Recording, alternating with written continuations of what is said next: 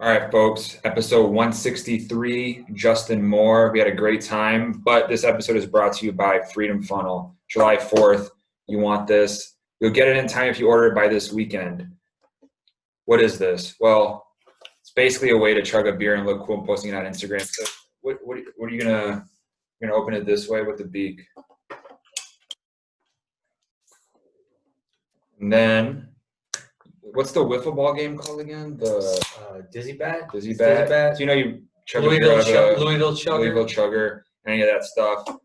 July 4th, Freedom Funnel, freedomfunnelusa.com or Amazon. I think in the Tribe sells these, but you pour the beer right in, nice and easy. This holds 60 ounces. 60 ounces. We could split 340s between the two of us. I'm not good at math. If you enter Riff on freedomfunnelusa.com, you'll get 10% off of these. So we're going to try it out here. Cheers. Right off the tail.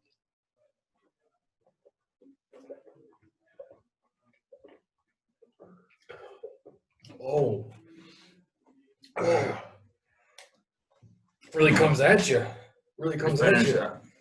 I didn't make sure. I was a little slow. I just had a baby. You got to give me a break here. Not physically. It works. That's pretty cool. It works. This is our first time using this, by the way. Yeah, first time we wanted to. Made in the USA. Leaking all over the desk right here. Get in time for 4th of July. If you order by this weekend, Riff at checkout, 10% off. They're under $25 and they're a lot of fun. Go ahead. freedomfunnelusa.com or Amazon, you can get it, but you probably can use a discount code there. The episode today, Justin Moore, one of our favorite we've literally ever done. Such a good time with Justin Moore. Sports, COVID, baseball, flying on Xanax. Some of his favorite country stars coming up in the game. Drunk at the airport, all kinds of good stuff. Airport bars, new music. We had a great time. Freedom Funnel. Damn it. Get you some. All right, we're Justin Moore. I don't know if you remember meeting us. Maybe, was that 4 or 5 years ago? Probably 4 years ago. Lake Shake. It was the first year of Lake Shake? First year of Lake Shake in Chicago. Do you remember? I was going to say, is that Chicago? Yeah. Okay. Yeah, man, with 4 kids, I don't remember what I did yesterday. I just had my first, so I know how – I don't know how 4 would be, but I already can't remember. Insanity is what it is.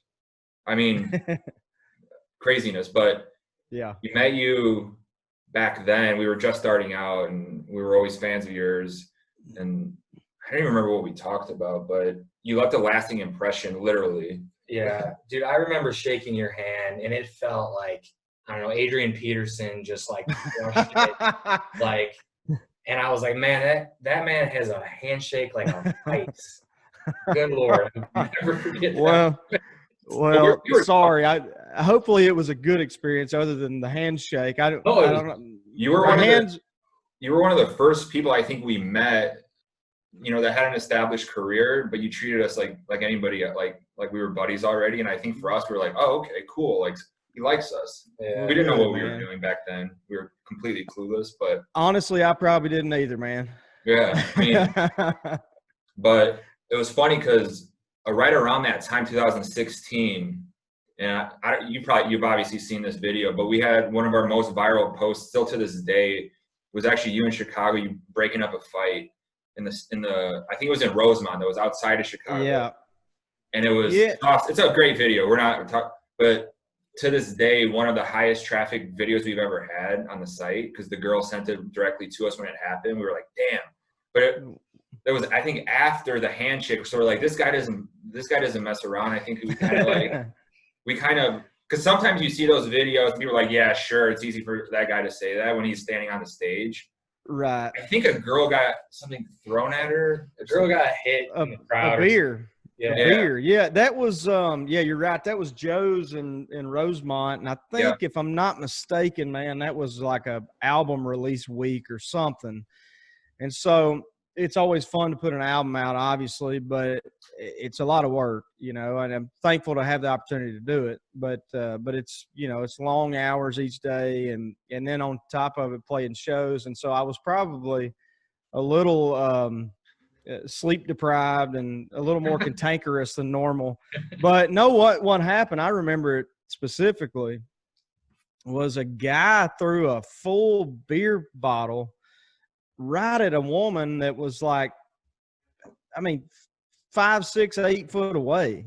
And I was just like, well, that was the stupidest thing I've ever seen in my life. Who cares if it, it compounded it that it was a lady.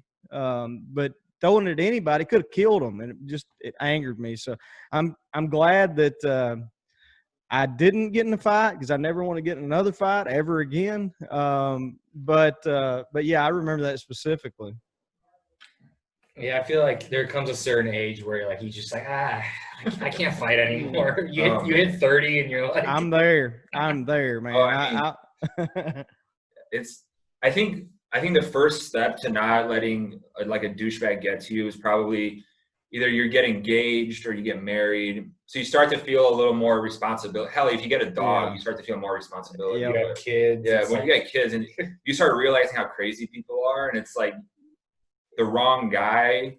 Yeah, even if he deserves it, and you say something to him at the bar, and an hour later he's waiting for you to sucker punch you in an alley. You never know. No, you're exactly right. And it's like, you remember when your mom used to tell you, just wait till your dad gets home. You don't even have to be told that now. I know, oh gosh, when my wife gets home, I'm in major trouble, man. So. Yeah. Oh, I know, right? I mean, when we leave the podcast too, it's like the first thing I think about is like, all right, when I get home, how I don't feel that drunk, but but they see it in the eyes right away. It's like, I see it in your eyes. Like, it's like, no, I just had a couple. How much is a couple? I had them 12 lights, or Michelob Ultra over the course of 6 hours. It's not. Yeah, those don't count. Those don't count. They don't count. They don't count if you're doing a podcast, if you're on the lake. They don't, on the beach. They don't count, man. That's why I put my office on my property, so I can just walk back home. Oh, that's we actually walk home as well. We're not too far, so it's good. There you go. Speaking of the podcast, you got a new one going on. How has that experience been? Is that a transition or something that's fun and exciting? It's both, man. I'm used to being on this side of the mic, being interviewed, but it has been fun for me. It's allowed me the opportunity to catch up with buddies of mine and in this industry, and that otherwise I wouldn't, just, hey, how you doing at a festival, and talk for 10 minutes or whatever, or being on tour together. But, and it's an idea that I've had for 3 or 4 years now to do. I've always used the excuse that I didn't really have the time to do it. Certainly I don't have that excuse anymore, unfortunately. No, my tour manager, which I don't know if you guys have met, but he's kind of a character. And so he's way into podcasts and listens and always has, and has introduced me to some. And so I said, yeah, man, it's something that could be fun for us. And so, we had Brantley on a couple, 2 or 3, 4 weeks ago, and he and I are great friends. We had Tracy Lawrence on, who we were on tour with until all this happened. And then we just recorded Chris Jansen, which will be coming out next week. And so, to get to spend an hour or so with those guys who I consider great friends of mine, and, not only say, how you doing, and it's a formality, but actually listen to the answer. You know what I mean? Which, as you guys know, when you're doing an interview, you got to listen to the answers in order to ask questions that make sense. And so it's been fun for me, man. And the other thing is, I'm not great on social media. I don't love social media. I don't know how old you guys are, but I'm the generation before, all that stuff. I think when I first signed my deal, MySpace might have just come out or something, but it wasn't at all like it is now. And yeah. So I approve everything that comes across all of my socials, but I don't personally do it, and so it's allowed me an opportunity to connect with my fans out there, in kind of a different kind of way, and a deeper kind of way. And what we're trying to do, guys, is just kind of peel back the curtain and let people, I mean, I've told stories. I don't know if you guys have listened, but I've told stories about me acting like an idiot, and my wife comes on and busts my balls. And, you know, it's kind of fun. Just kind of let people in on real life stuff and what's going on at the house and the kids and all that stuff. So it's been fun. It's been fun. I love that. And I think for you, you probably go through the ringer when you're releasing an album or whatever, and you do a lot of these cookie cutter interviews that, let's be honest, like, they're so boring. Same question, same question, same question. Something we pride ourselves on is like never doing any of that type of stuff. Right. So for you to start a podcast, you can kind of do it the way you want to do it. Ask the questions fans actually want to hear. Give them an insight to your life, your fuck ups, or whatever you want to talk about. Funny stuff, serious stuff. For us, and probably for you, I'm curious. That's got to be one of the more like rewarding elements of doing it, because it's you kind of removing the barrier between you and the fans and kind of giving them like refreshing. It's refreshing. Yeah, it's definitely refreshing. That was the word that was kind of coming to my mind when you're saying that. And, you know, everybody has great intentions when they interview you, but they always tell you, from management to record labels, et cetera, just go on there and make sure you talk about what you want to talk about. And so with doing this, certainly that's what we do, you know, is just talk about what we want to talk about. But like you said, man, I've listened to you guys. Y'all are great, and I enjoy it, and appreciate what y'all do, and I appreciate the kind words over the years, and on this episode. Yeah, I always try to ask stuff that I always try to find at least one thing that maybe nobody knows about, and that at least I didn't know about. And I kind of pride myself on knowing just about everything, and especially old school country. So yeah, that's definitely a good point that you brought up, and something I respect you guys for, and something that is fun for me to be able to kind of, as you kind of put it, I'm paraphrasing, but be able to kind of shape it however it is we want it to be shaped. Yeah. I mean, I just think in general, like when you talk about mainstream country, what we saw missing in a lot of ways is just that there's this lack of realness and authenticity, because it gets so buttoned up and so put into this box. I think you even have a song called "Put Me in a Box," but no pun intended there. But it does get put into this very small little thing, and it's like you can't say this, you can't say that. Like, okay, yes, same question. Yeah, are you excited for your album? Of course you are. Like, you know, it's just this thing, and then you start to see one of the good things. You're not that much older than us. I'm turning 32 this weekend, but look, we were just starting college, I think, when Facebook was taking off. Yeah. Like right, like that first year. Right. So we kind of saw all of the like progressions of that through the years. Right. You start to see that fans respond in a much more passionate way to artists when they're kind of opening up a little bit more and kind of doing that thing. So whether it's a podcast or whatever, just being real with the fans, it just seems to garner a lot more like loyalty and celebration and love. And I don't know if you've experienced that at all, but it seems pretty evident from what we've kind of, you know, we kind of have this like aerial view of stuff, just kind of with all different artists. But I would imagine that you can kind of see, you know, how the reward pays off to just be more transparent.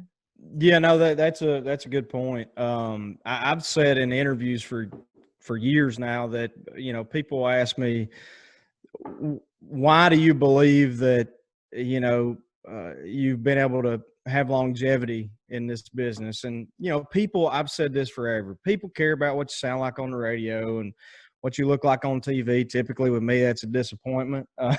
But they care more who you are as a person. I believe this, and maybe I'm alone in this, but I don't think so. And, you know, they want to know that you are what you say you are. And so we've always been transparent in that area. And I've always tried to write and record songs that, you know, provide insight as to who I am as a person. And not everybody's going to like it. I mean, but some are. And the other thing that I would add to that is, man, fans are a lot smarter than people give them credit for. You know, we kind of get caught up in the industry, if you will, of thinking we can run somebody through a machine and spit it out and people are going to love it. Well, not necessarily. You know, people want to know. You know, and I don't care if you're country, rock, country, rap, country, whatever. As long as you're real, I think people respect it. And so I remember early on in my career, for the first few years of my career, actually, I had people, you know, and I don't look at reviews and stuff anymore necessarily, or comments and that kind of stuff. But early on in my career, I'd be like reading comments on YouTube or whatever, and somebody's talking about how my accent's fake, and I'm like, guys, I don't have the energy to fake this. I feel like I've heard that. I've seen now the same comment. Now for like, yeah, and now we're golly going on 14 years. I signed my deal in 2007. Wow. I'm like, y'all think I would have kept this charade up for that damn long? I promise you I won't. And if you heard my mom talk, you would believe nothing fake about it. And other thing is, if I was going to come up with an accent, you think this would be it? I mean, come on, man. Well, do you know, speaking of articles that have done well for, like, recently, it's funny because you mentioned this, Larry the Cable Guy, he actually, that is fake. And I didn't know that until I posted about it. Yeah. Because there was some random ass YouTube video suggestion came up, and it was people like, you hear him, he's just talking as himself. Explaining the act. Yeah, well, right. It wasn't until I got into like the Joe Rogan podcast years ago, and then he has comedians on there, and they were talking about, I was like, yeah, Larry the Cable Guy, it's a whole shtick. And I was like, I thought he was like a true Southern guy. He's from Nebraska. Like that. And then we posted like, holy shit, like this guy just is like a normal dude. And you listen to him talking, people's minds were like blowing up. Mine was blown too. Yeah.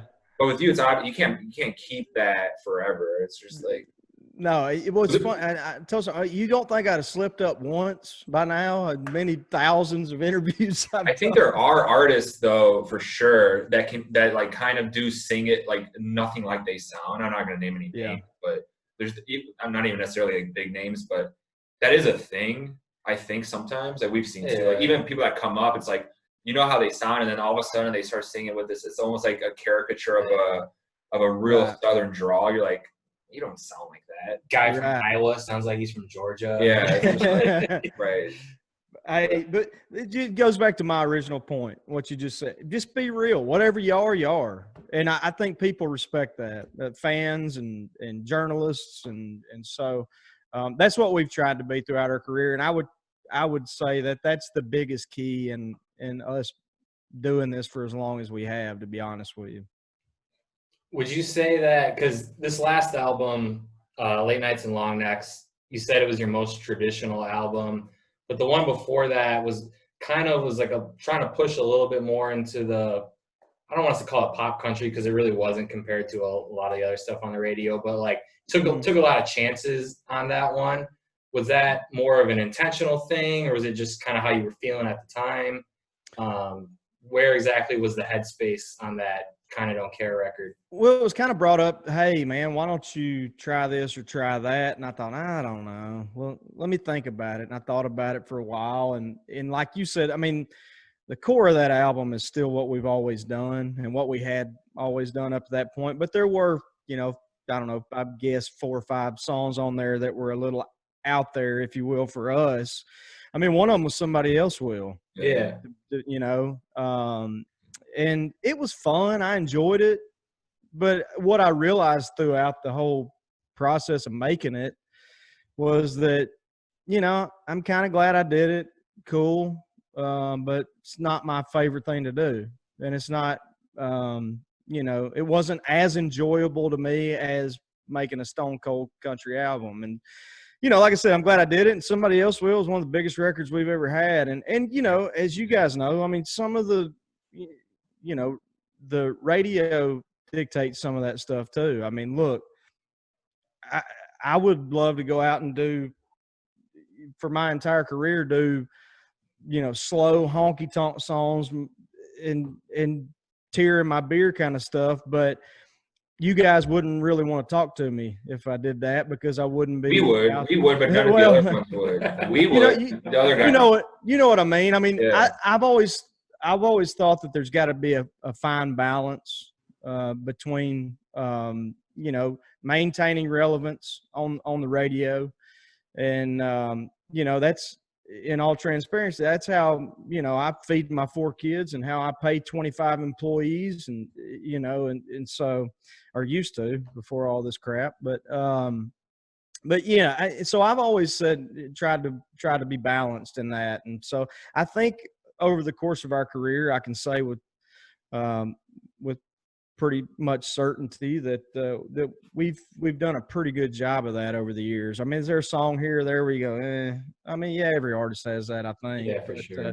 But I'm proud of our body of work. I'll say that.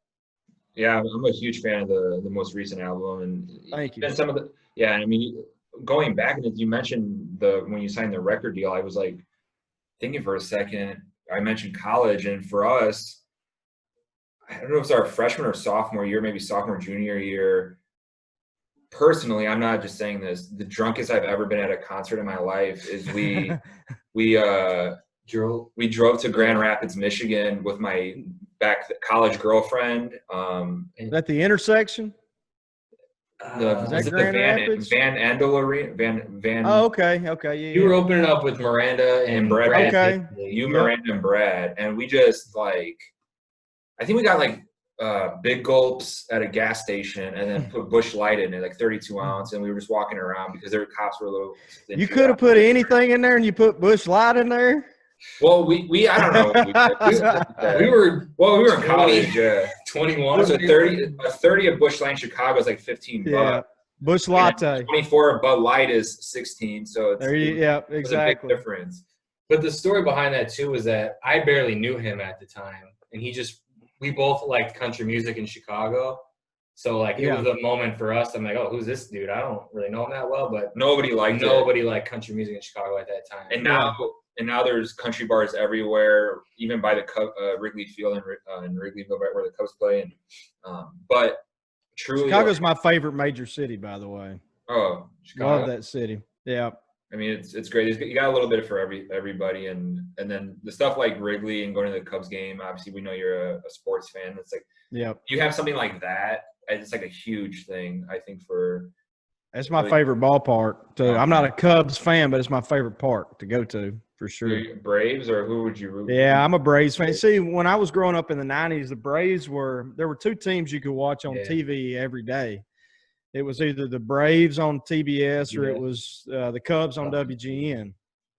And being from the South, the Braves were not only really good at the time, which the Cubs were pretty good at the time too, but that was kind of the team of the South, kind of like they say the Cowboys are America's team. They ain't my team, but anyway, so I became a Braves fan. Yeah. Yeah, I mean, they had Chipper Jones and Greg Maddux back then, and Tom Glavine. They were their pitching staff was stupid. John Smoltz was. Well, is the season starting on July 24th? Is that the day?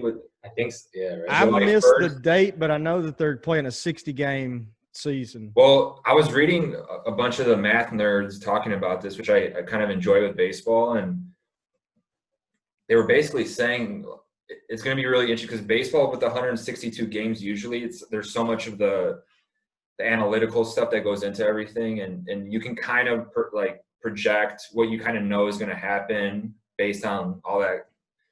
But now with 60, really, really good players have really, really bad months, and really, really bad players have really, really good months. So literally anybody can just go balls to the wall and win. So every team basically is going to have a chance. I don't know how the playoffs work though. I think the same way. Okay, so it's going to be but are there more teams for the playoffs? I don't think so. I think it's the same. So I mean, who knows? You're going to have the Marlins go on a hot streak and win. Right? I mean, it could be anything.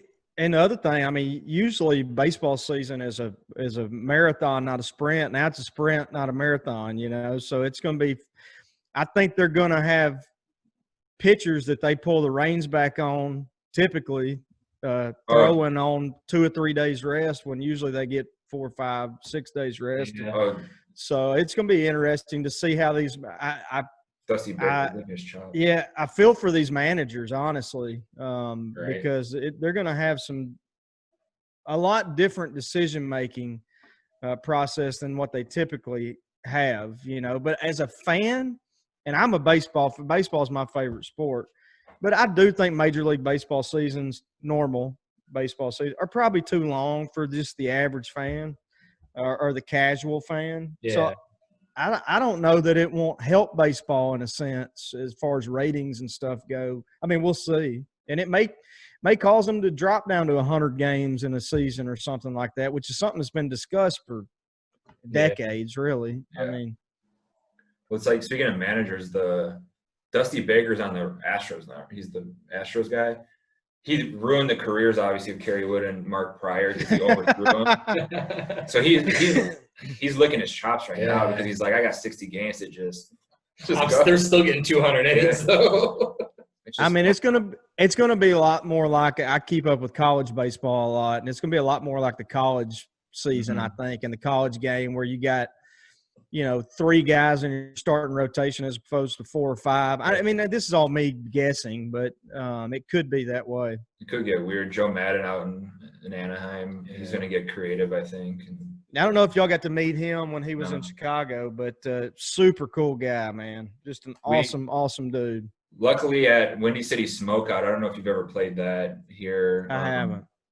It's a great time, great food and great stuff. And we actually got to hang out with David Ross, so the new manager, and Ryan Dempster, 2 of the coolest guys ever. Yeah. Like, honestly, like, so then when he got named manager, I was like, sometimes you can't picture it. Yeah. Same thing with you, like, you're such a normal guy. Oh, well, thank you. I think fans forget that sometimes. Like, well, trust me, like, we met artists that aren't, like, they can't turn it off. There's like a thing that just doesn't shut off. It's just like, hey man, you don't have to be on all the time. Right. So for us, it's always cool, like, as just kids growing up loving like baseball, football, whatever. When you meet some of these people, you're like, oh, that's a normal dude. Yeah. Right. Yeah. It goes a long way for being more loyal to that person when you can have a good conversation, have a beer, do all that type of stuff. And well, I take it you guys are Cubs fans. Yeah. Okay, so I tell you, Ross is what you see is what you get, man. He and I met when he was actually with the Braves. I don't know, 10 years ago or something like that, and I got to know him and Tim Hudson, who was with the Braves at the time, and they played college ball together at Auburn, and they're really great friends and family friends of each other. And then I became good friends with them, and David, man, he is salt of the earth. So you guys are going to be happy with him, and a great baseball mind. I was so happy for both of those guys late in their career to win a couple of championships. Yeah, absolutely. I wish Hudson wouldn't have done it with the Giants as a Braves fan, but I was happy for both of those guys. But y'all are going to be really happy with Rossi. I talked to him, I don't know, a couple of weeks ago about something unrelated, and he's doing well, and certainly wish him the best in his first season-ish. It's a weird. I know it's a weird thing, but it's a weird way to start. I mean, right. And by the way, speaking of, are you drinking a beer? Is that your own beer you're drinking? No, I didn't love my beer. Well, they sent it to us. We drank them. Was it good? No, it was a little much for me, but this is Guinness. Guinness. Yeah, Guinness is probably my favorite. I like it better on draft, but it's a I don't have a good draft here. It's a good 11 a.m. podcast beer. It really is. They're all good to me, man. That's what everybody always asks. You know, you talk about earlier. You talking about all the questions you always get asked, and you always get what's your favorite beer. You know, and cold beer is my favorite beer. You're right. I think the great Anthony Bourdain. I think they asked him. Somebody got mad because in an episode he's just pounding Budweisers. He's like, I don't care what it is, as long as it's cold. Yep. Like that's it. Like, but Guinness, if anything, probably. I'm sorry, I interrupted. No, I was gonna say, if anything, you mentioned it being too much. Like, if anything, like the beers that are too heavy or like too hot, like it's summer, you want to drink more than one. You want to have something light and cold.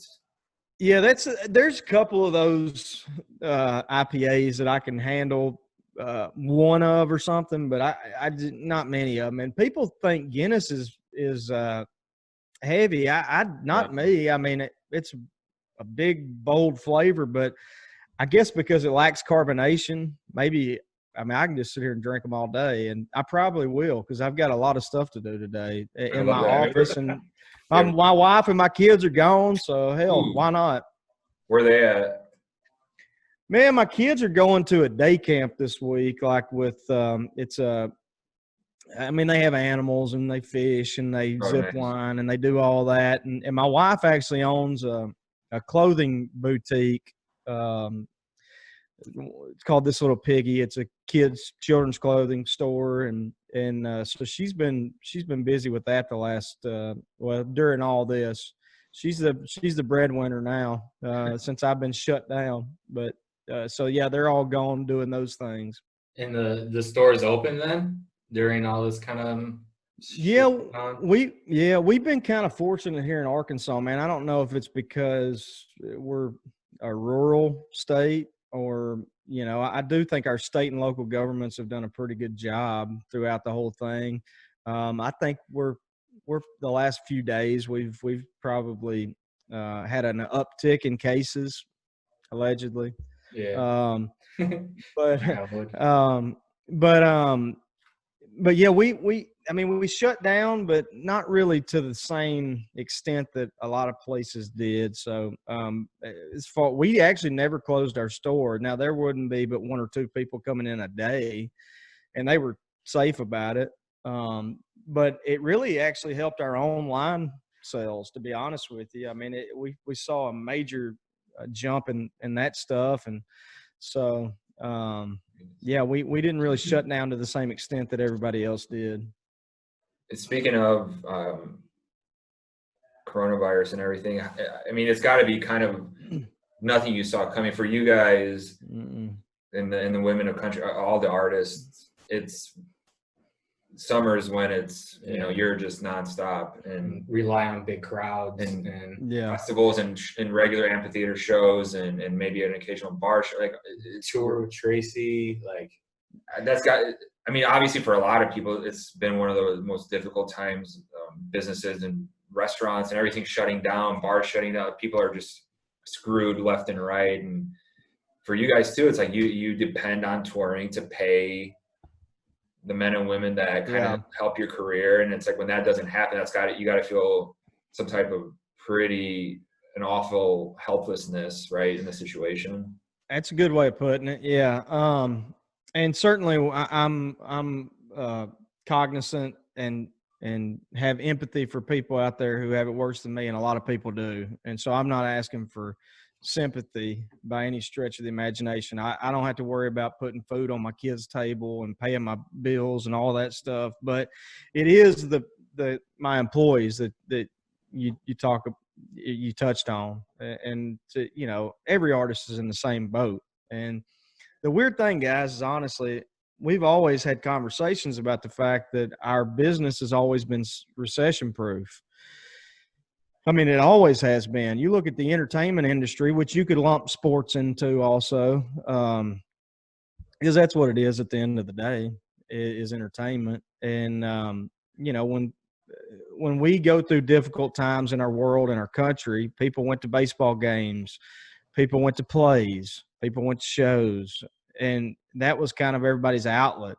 And this couldn't be more of a direct hit to the entertainment world, obviously. So yes, it definitely caught us off guard. Matter of fact, I had a friend of mine here today at my house and asked me, because I haven't seen her for a while, if we had insurance for this. And I said, no, it doesn't exist. Nobody did, So again, I don't want people out there to feel sorry for us, because we're blessed beyond belief and know that. But I do think that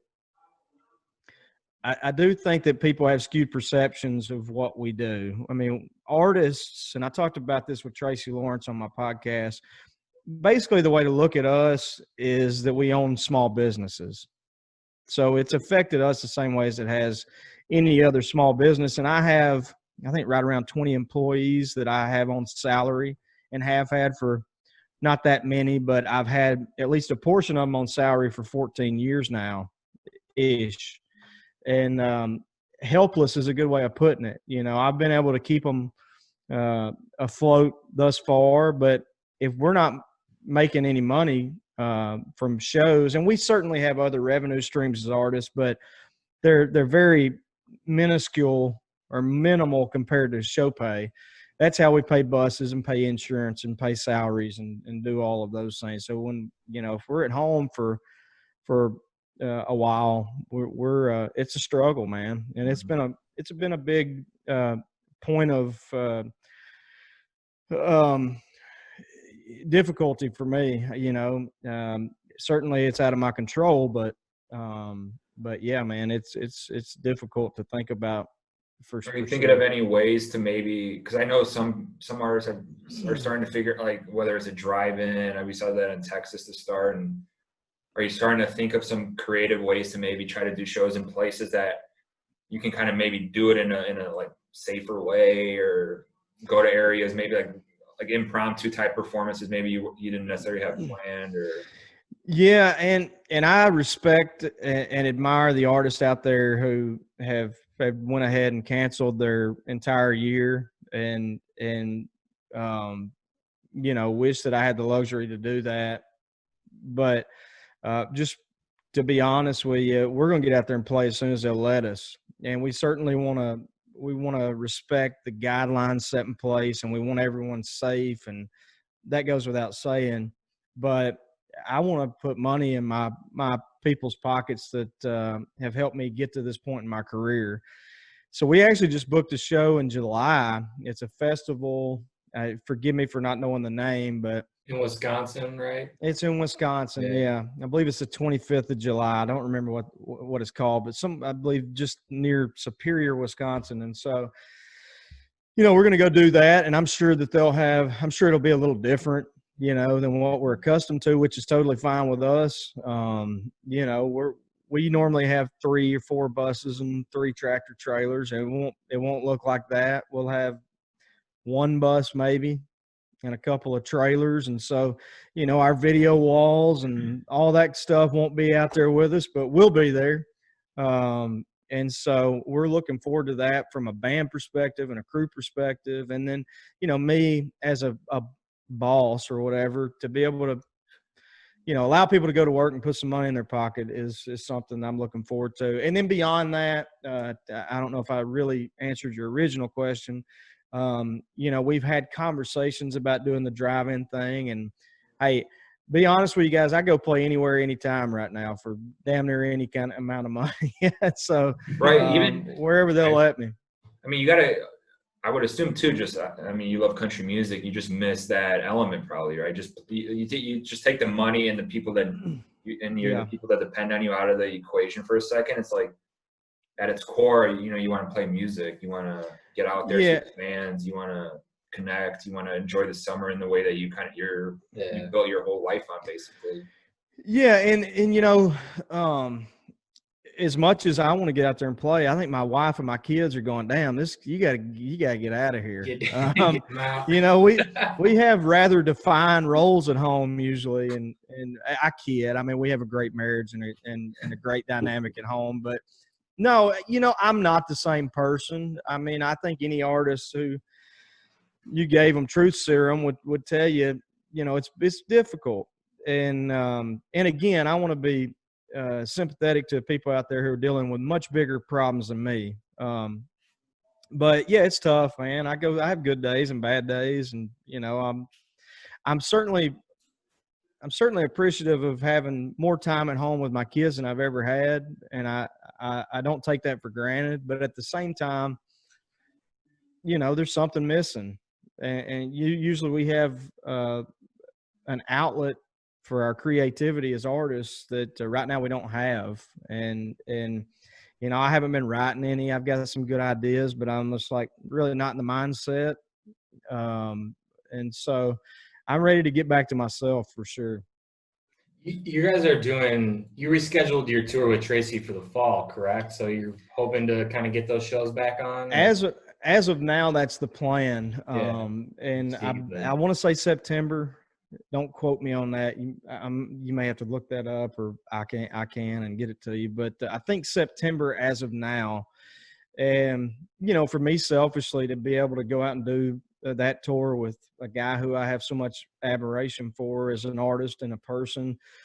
I'm chomping at the bit. And we had kind of just gotten it all dialed in, man. You know, I'm sure you've talked to other artists who tell you it takes a few weeks to kind of get everything right on a tour, whether it's your own or whether it's one like he and I were doing together. And we kind of settled into a groove, and certainly look forward to getting back out there and doing that again. I think it's September, but at one point, man, that was May, and then it was June, and it was so I don't know. I'm hopeful, but I'm not holding my breath.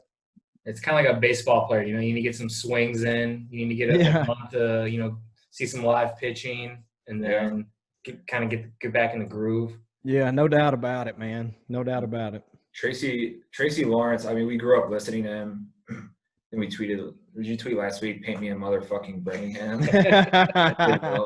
But he seems like the coolest guy, but also obviously makes amazing country music through the years. And it seems like the guy that would mow the lawn on a tractor, have a beer, be cool as shit. He is. Yeah, he is, right? It seems that way. We saw some of the podcast that you did with him. Yeah. I don't know if you had a chance to listen to that or not, but he talked about the fact that he's like, man, and he and I talk, you know, every week or two over the phone, or have throughout this, and he's like, man, I've ran a damn chainsaw more than I have since I was 19 years old. I'm ready to get back out on the road, and you know, we're certainly, we can do those things. We just don't really want to, you know? So, but yeah, he's a great guy, and obviously a great artist. Yeah, we had Ronnie Dunn on the podcast last week, and he's like, I just been clearing land, like 8 hours a day. I'm just clearing land. Is he not the coolest dude on the planet? Oh man, it was like, I would say definitely like kind of a surreal moment for us, where like we get to meet a lot of cool people with what we do, obviously, as do you. I mean, you're one of them, but like that, we were just like, just give us 2 minutes to like get into look at you. Just let me look at you for a minute. Just sit there. Let me look at you for a minute. He just has his like cool shades on. He's just like staring into the laptop. He's like, "Oh, you guys are drinking." We're like, we told his team, tell him to get a drink. And then we're like, no. I'm like, we don't have to hit record yet. Go get a drink. He's like, that's all right. It was all right. And just nothing but Lambie, 600 acres behind him. Yeah, just 600 acres, and he's just chilling. You don't live in Nashville anymore, right? You did the smart thing, and you got the fuck out of there to more. I did the right thing for me, or the smart thing for me. I lived need to be there for. Like, I mean, you want to live where you want to live, right? Yeah, and so, you know, I moved there in 2002, and I moved back in 10, I think, or something like that. I was there 9 years, between 9 and 10 years, or something like that. And yeah, once you got once we kind of got our career established, you need to be there at first. But once we got our career kind of off the ground, I was coming home. My wife and I were just sitting there looking at each other going, what are we going to do for the next 3-4 days till you leave again? And that's not, it had nothing to do with our marriage. It's just, I'm like, damn, I want to see my friends and family members and my mom and dad and grandparents and all that. And I just came to the realization, man, anytime I was in Nashville, it's because I was off work. And so I thought, well, it really doesn't matter where you live. And so I moved home. I kept having conversations with my record label, and they didn't like the idea, obviously, which is understandable. And I finally just called my manager one day, and he goes, who gives a fuck where you live? Just go home. Like, you're a grown man. You don't have to ask permission. Just go home. Yeah. And so I did. And fast forward to 3 years after we were here, and I get a phone call from our label president. He goes, we BS for a minute, and we're talking about whatever song we had on the chart at the time or something. I don't know. And he goes, how long you been living in Arkansas? I go, about 3 years now. He goes, okay. I go, well, I just figured I'd prove to y'all that I would still go to work. Yeah. And nothing would change. And so now the label totally understands and gets it. And it's been really good for us. It's not for everybody. You know, I have great friends in Nashville. I still own a couple of properties there and my office and stuff. But you know, it just, everybody's got to choose for them and their family what's best for them. And to be honest with you guys, if I didn't live back home, I wouldn't still be doing this for a living. I needed something that Nashville couldn't provide. So, I mean, even for us, and obviously not as an artist or spending nearly as much time there, but every time we would visit, it became, each time I felt like we had this clarity. The first clarity was, all right, we're not going to move there. We're in Chicago, but I'm going to end up moving to Colorado. So we're like, all right, we're going to make our headquarters there, maybe next year. And so it's like, we realized that like Nashville becomes so commercialized that what does it really hold like it used to maybe 20 years? Yeah, we're not songwriters, so like. Yeah. So it became a thing where it's like, what's really there? Like you hear countless artists being like, I got out of Nashville, I got it 2 hours out, or I moved out. Sturgill Simpson's like, I got out of like, I couldn't, like, I'm out. Like you keep hearing that as it gets more and more commercialized and like the mainstream got watered down over the years of the bro country. It's like, okay, yeah, if you want to have your writing rounds or whatever, but still is great stuff. But when artists like yourself, like you mentioned, become established, find the way you like to do stuff, whether it's writing, who you want to write with, you can make it work wherever. Right. If you want to go to the mountains of Telluride like Dierks Bentley, or in a cabin in North Carolina like Eric Church, that's where they get their best writing then. It's not in Nashville, you know? So it's... Do you go to Nashville to write, or do you bring like buddies out to Arkansas or somewhere? Like you write with kind of your crew, like on this whole last record, kind of had the same. I wrote every song. Yeah, we kind of.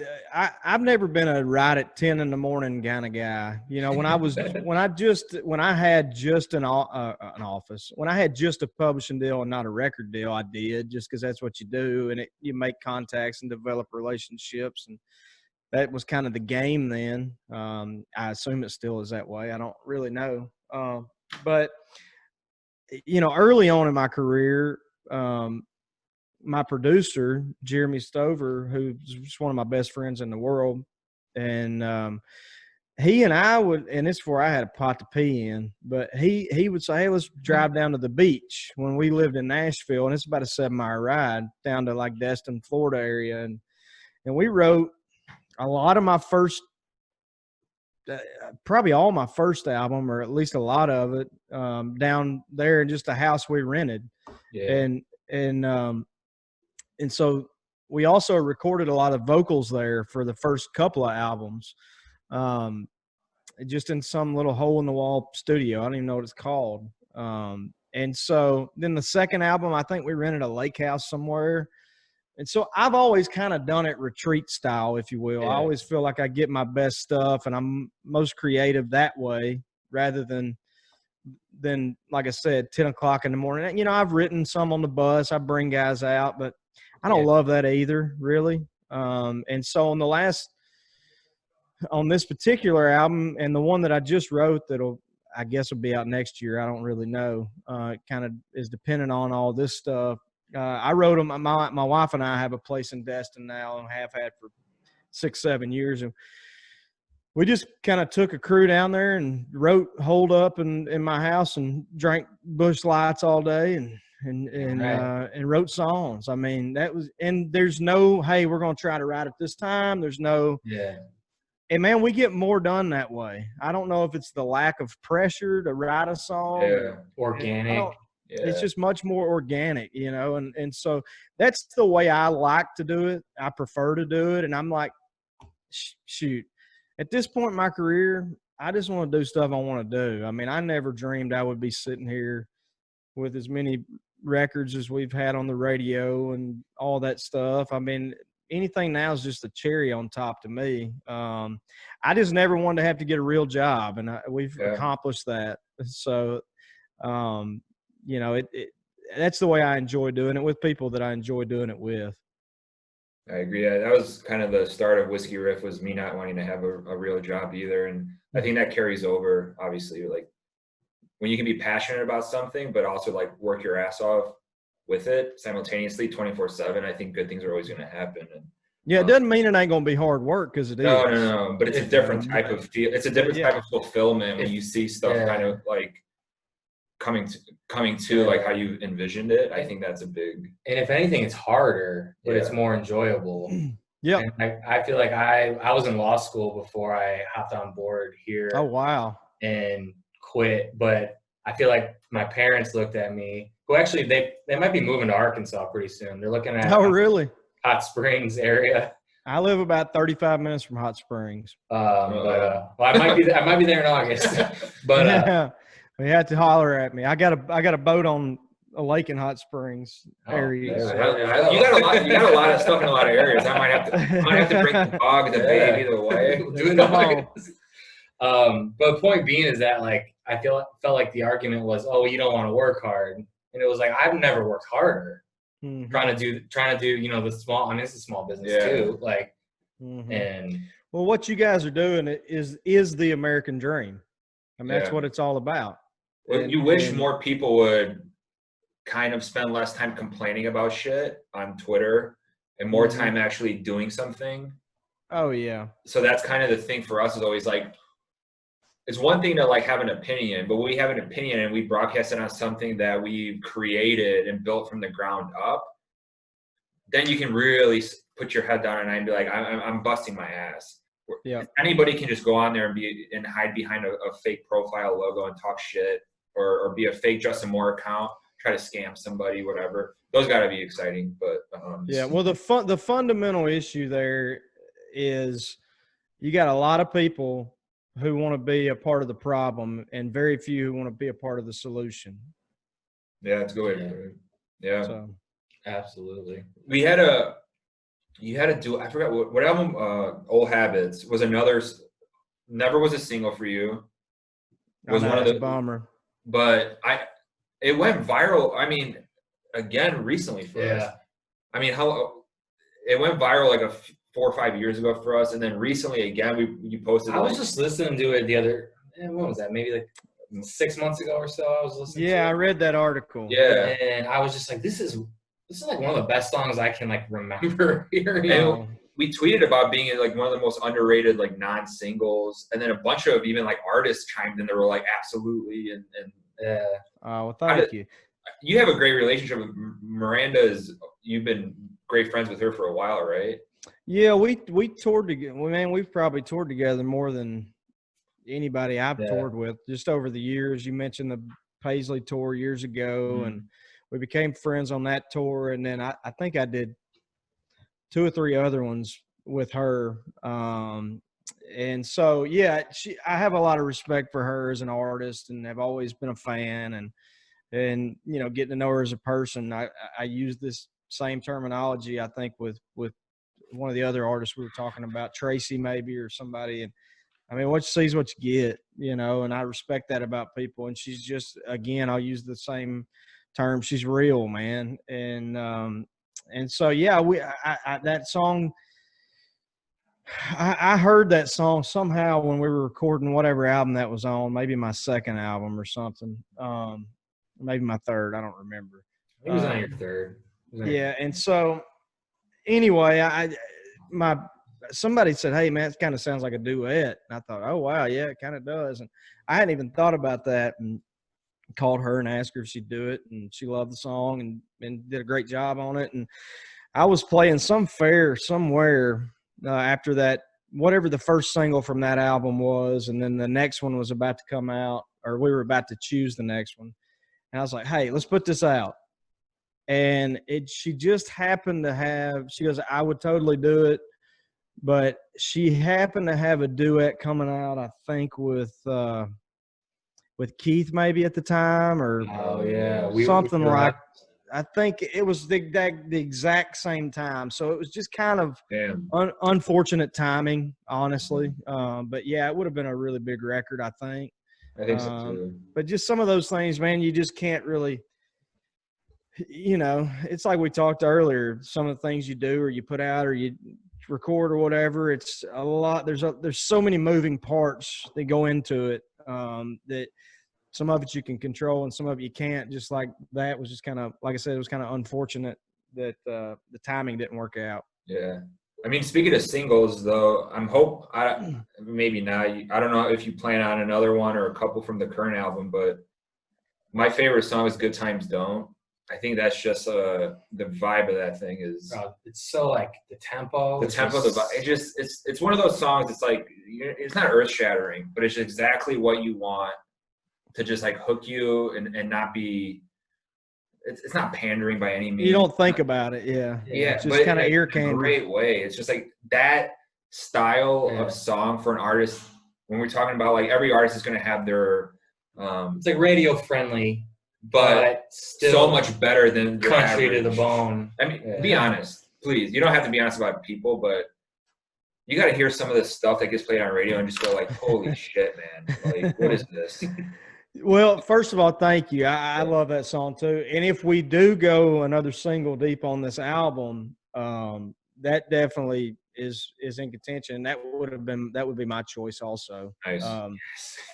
That just because I think it's pertinent to. I think it's makes a lot of sense with what we're going through. It's yeah. And it sounds different than anything I've ever put out on the radio. To be honest with you, I've never really recorded a song with that kind of groove. Yeah. Other than maybe a song called Middle Class Money, which I think was on the last album. But no, as far as the radio, man, my favorite stuff on the radio is George Strait and Alan Jackson. And that's what I love personally. I mean, and so do I like everything on the radio? No. But at the same time, I realize there's a lot of different people out there who like a lot of different things, and I understand that, and so I was always tell people, if you don't like it, you can turn it off or turn it on to something else. That's true. Is there anyone like young coming up right now that you're like really excited about? Somebody who you're like, I'm in their corner wholeheartly? I was really happy for Travis Denning, who just had his first #1 after 60-something weeks, 65 weeks or something like that. It's a climb. I've been somewhat involved in his career for a number of years, and happy for him. He's a really good kid and working his ass off, and super talented guy. He plays guitar really great.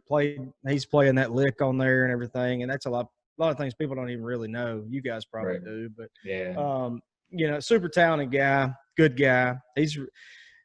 I've recorded 3 or 4 songs of his that he's written. I don't think any have been singles, but I love his stuff. Drake White, he's not a new artist, but he just put a song out that I love. I might have seen it on y'all's website maybe or something. Mixing with whiskey. I love that. I think that's great. Obviously Luke's doing some great stuff. Combs. Combs. He's doing some great stuff and a great singer. And but Jansen, I really like some of the stuff he's doing. John Party's doing great stuff. I don't think I mentioned. I like where you're going. I like where you're going with some of these sounds, because it's been the shift that I don't know what they say every 7 like country music goes through that ebb and flow cycles. Yeah, for sure. It's always done that. I mean, it's nice to hear that stuff on the radio again. That sounds like stuff we grew up on in the 90s. Oh yeah, no doubt about it. And the thing is, man, I mean, you look at the 80s, and I'm sure you guys have studied it to an extent. I mean, it was really poppy in the 80s. And then the 90s boom just exploded, and it's always done that. I think it's, let's say, in the middle of my career, it probably got more diverse than it's ever been. Probably because you had so many different things, but it's always done that. It really has. And I wish I'd have been coming out in 1990 rather than 07, but I didn't. So Is this cutting out a second? Yeah, I think. Am I there? Oh, there we go. Did it cut out? Oh, sorry. It's all good. It was just a second, but it made your voice. It really like focused on the end of your sentence. It made it sound like it's all good. I'm sure I'll piss somebody. Oh no, you're good. You're good now. Yeah, we can hear you. Cool. Are you? Oh shoot! It's been a good 45 minutes or so. 45 minutes. I think real quick. Airport bar. one of my favorite bars in the entire world is the airport bar. Yes. One of my favorite beers in the entire world, the airport The beer. 7 a.m. airport. Oh yeah, no doubt about it. I hate to fly, so I ain't flying if I can't drink. It's some bullshit that they just announced. Oh my god! Right, and I'm an American Airlines card holder, so like I gotta fly that, and then they're like, "Oh, we can't serve you." Like, some crap. I don't even understand that. Just it makes zero sense at all. It makes no sense. It makes absolutely no sense. And I'm a Delta guy typically, but I'm just like, well, the airports got really cool the last couple of years with. I mean, for us, usually if we were going to Nashville, we would fly out of Midway, the smaller airport in Chicago. Mm-hmm. And then they just all of a sudden, like, I didn't even like hear about this thing. And just, oh, you want it to go? You want it to go? It just became, oh, you could just take it to go. I go, this is amazing. So I go, okay, I'll take a triple wild turkey, a little splash of soda water. And it looks like I'm drinking whatever, a Coca-Cola. Got an apple juice or something. You walk up. And then you walk up. You're allowed to drink it, and I get to the Southwest gate, and she says, you have to finish that before you get on. And I was like, I thought this was, I could travel around with this. It's got a cap. She's like, no, you can't bring it on the plane. But as soon as I sit down, if I have a water bottle, it's the same thing, but this had a lid on it. And once we get in the air, you can order one. But and I was like, all right. I just sat there chugging it because I paid for the A's, the Southwest. You wouldn't know. Do you fly South? Yeah. I know what you're talking about. Yeah. A boarding group. Yeah. Paid that like $20 or whatever. Yeah. Early boarding. But that 7 a.m. You're drinking a Guinness. We go to like a little Irish bar in Midway, and you get some whiskey, breakfast, shitty breakfast, but it's all garbage. It's all crap, but that's my deal. We would actually. Back when we used to get to work for a living, if I did fly, we would choose airports based on we're going to fly through here because they serve before 10 o'clock on Sunday. Respect. Oh yeah, and it all boils down to me hating and being terrified of flying, and loving drinking. So, there you go. Preaching the choir. The worst. I don't know if you've ever. I assume you've had some bad experiences if you hate it that much. But when I was younger, maybe just turning where I was 21, legal age, but you're so awkward with ordering a drink at a bar. You don't know what the hell you're doing. You feel like you're doing something wrong. Yeah, you just look like a total asshole every time you order a drink. But on the plane, I was like even nervous ordering a drink. But I got pretty hungover. I was visiting my sister in New York City. Just drank the entire time there as like a 21-year-old, and then flew back to Chicago. It's like a 2-hour flight. Hungover at like 7 a.m. on a Sunday. So you go on kind of like I'm not well. I know I'm not well, and I know I'm dehydrated. My head hurts. I feel sick. I haven't eaten. And then the altitude hits you, and then the hangover just becomes a panic attack. So I had the sweaty palms, shaking. And she's like, "Oh, is there anything I could help you with?" I was like, "Ginger ale and 2 wild turkeys." Just to bring you down to like, oh, you're fine. It levels you out, man. No, but even the slightest, if you're hungover on a plane, the slightest, and you're But when you're normal, if you're having the drinks on the way to where you're going, it's all okay. Oh, everything's fine. A little turbulence, I'm fine. Yeah, no worries. But when you're hungover, you're not drinking. That's my worst fear is being on a plane. Yeah, that's happening. So you just described radio tour for a year. Oh my God. That's exactly what you just described, man. And remember, I used to be terrified. I've gotten much better, but I still don't enjoy it.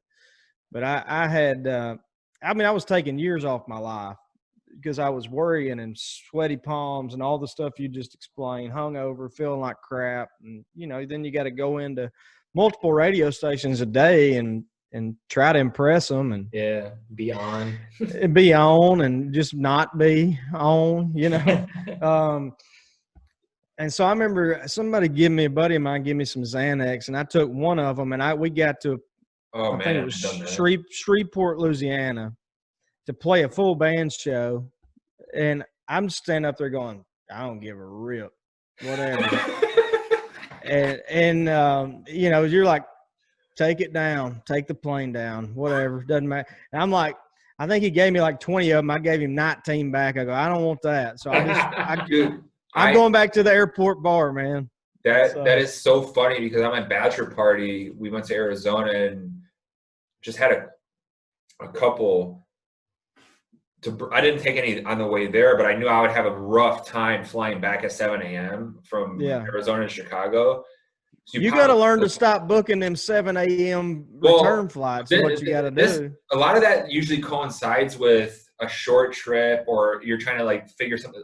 When we were, speaking of it, if you're hungover and you're drinking, you got to leave. For me, the worst thing is that 3 p.m. flight where you're waiting around. You're just like, fuck this. Like, fuck this. So sometimes you just jump out of bed.